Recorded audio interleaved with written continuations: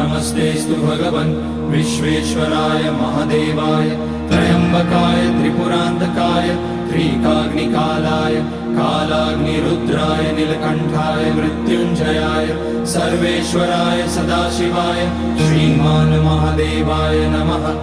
ॐ नमः शम्भवाय च मयोभवाय च नमः शङ्कराय च मयस्कराय च नमः शिवाय च शिवतराय च।